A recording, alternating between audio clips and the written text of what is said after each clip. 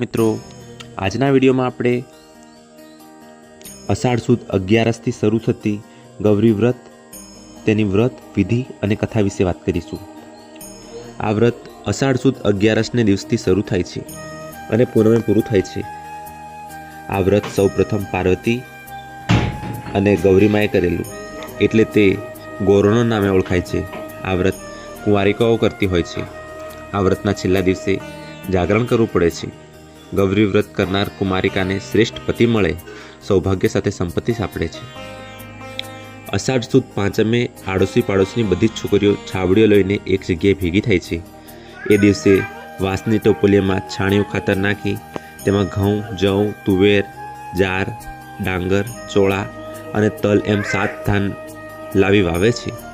પછી ઉપર માટી નાખી પાણી છાંટે છે. આમ 11 સુધી તેઓ સવારે થોડું થોડું પાણી છાંટે છે, એટલે 11ના દિવસે જુવારાઓ તૈયાર થઈ જાય છે. 11ના દિવસે છોકરીઓ સવારે વહેલી ઉઠી નદીએ નહાવા જાય છે. ચાલતા ચાલતા રસ્તામાં ગીત ગાય છે. ગીત ગાતી હસતી રમતી આનંદમાં નદીએ પહોંચી જાય છે. નદીએ નાહી ધોઈ ઘેર આવે છે.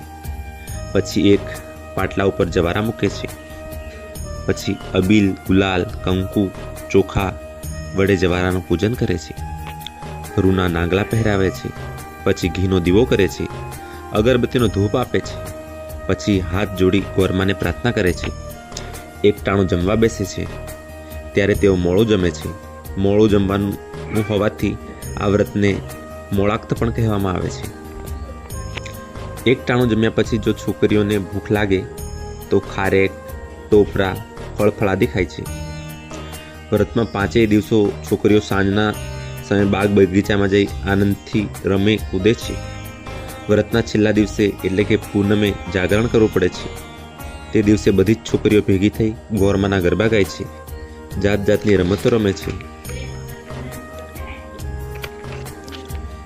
સવાર થતાં ગોરમાને હાથમાં ઉચકી બધી છોકરીઓ નદીએ તળાવે નહાવા જાય છે. ગોરમાનું નદી કાંઠે પૂજન કરી નમન કરી જળમાં પધરાવે છે. પછી ઘેર આવીને જમવા બેસે છે. આ વ્રત 5, 7, 11 એમ એકી સંખ્યામાં કરવામાં આવે છે. વ્રત ઉજવતી વખતે 6 દિવસે ગોરમાં પધરાવી 5 વ્રત કરનારી છોકરીઓને જમવા બોલાવવામાં આવે છે અને તેમને જમાડી વાટકી, ચાંદલાનું પેકેટ, બંગડી અને કોઈ ફળ આપવામાં આવે છે.